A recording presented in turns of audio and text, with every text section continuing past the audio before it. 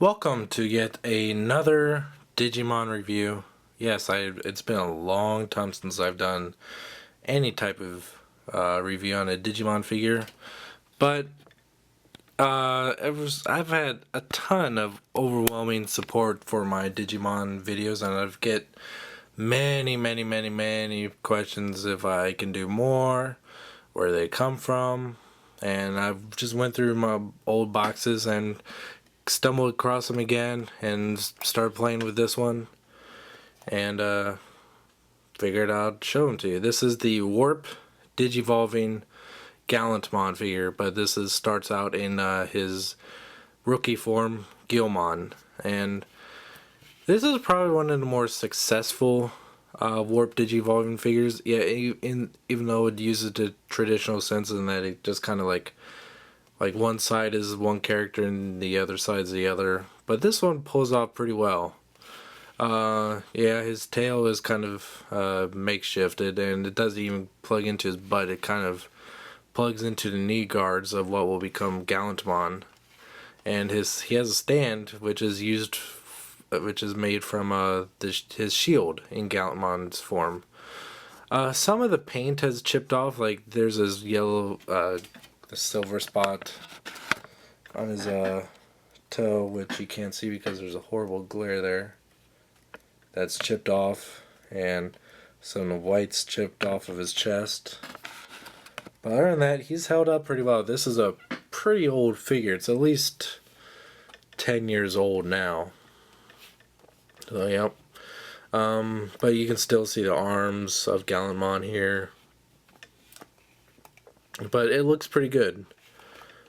But this isn't really the main attraction for this figure. We'll get into Poseability really in his mega form. To transform, just going to take him off the stand.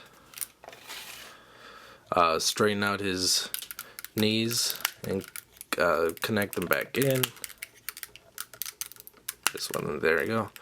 Pull out his ankles a little bit, rotate them around. Swap them around. Take this yellow toe and fold it out and fold in what will become his heel.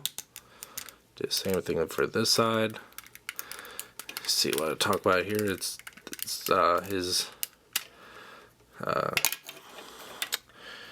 thing is plugged in through his knee guards.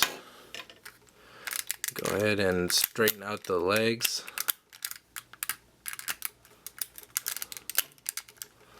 Like that,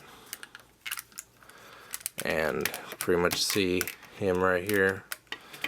Go ahead and rotate the head back around, and well, it's already kind of doing it now, so might as well open up his chest and his head will just kind of fold in.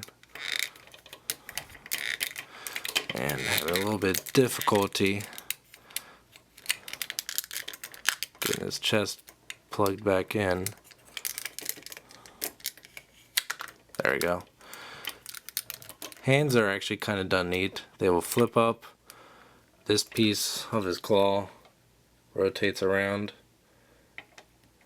and folds back in. And all these golden pieces flip around to hide the red.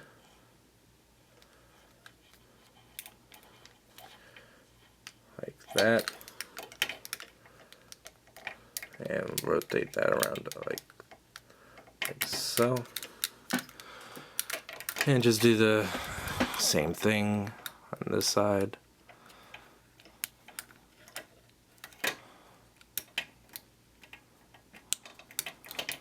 Digimon Digivolving figures aren't necessarily known for the build quality.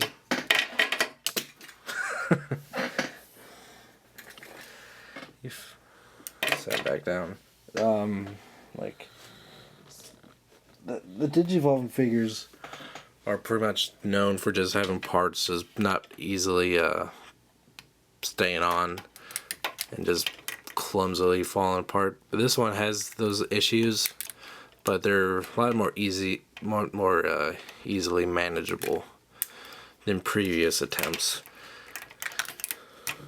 And there's Gallantmon, also known as Digimon in Japan.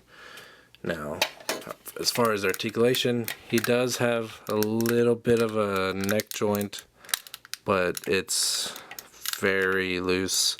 I mean, not very loose, but it's very iffy, because it also has the hinge for the Gallantmon attached to his sides, and you can see it kind of stretching out.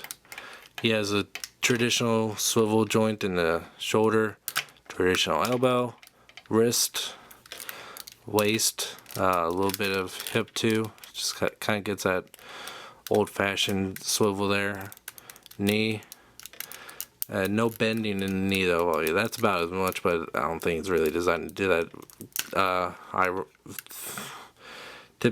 Very surprisingly, Gallantmon has a knee joint, but while Digimon or Gallantmon does not. And really good ball jointed ankles. Now, his shield, man, his shield, oh, of course, I forgot his cape. His cape is actually stored underneath his shield in a Gallantmon mode, or Gallantmon mode. Detach that. Didn't seem like it should have been done already. There we go. And that's him. His shield has a section there where he can put his hand in. Like that. And take his weapon, extend it out. Has a section inside of it that will fit snugly around his hand. And there's Gallantmon all finished up. This is a very, very nice looking Digivolving figure. Typically, for Digivolving figures, both modes will have a good amount of kibble showing from a previous mode. And Gallantmon does have that, but Gallantmon almost looks like a D-Arts figure, because you really, really don't see any of Gallantmon's parts showing up here, so you really wouldn't know unless you like just get into it that it transforms into Gallantmon. So this is definitely one of the nicest Digivolving figures to have ever come out, and it's really hard to find from what I understand. I did get this off eBay many years ago, but I don't know how rare or available it is. But if you have the I also really like the head. If you have the resources to get it and the desire, I'd recommend it. It's great. I do like the kind of like medieval style head design he has going on.